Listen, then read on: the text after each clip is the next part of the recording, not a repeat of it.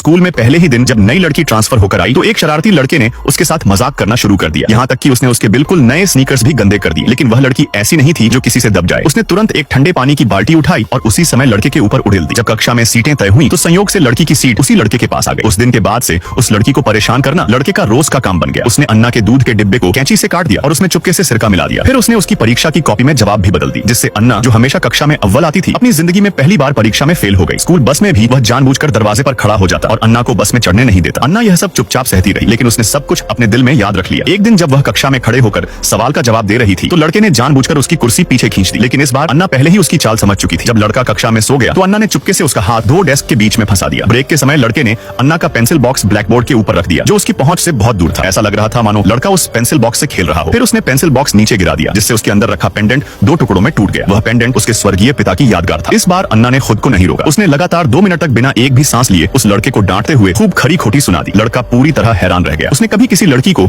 इतने तीखे शब्दों में बोलते नहीं देखा था। सबको लगा कि यहीं पर दोनों की कहानी खत्म हो जाएगी। लेकिन एक दिन बास्केट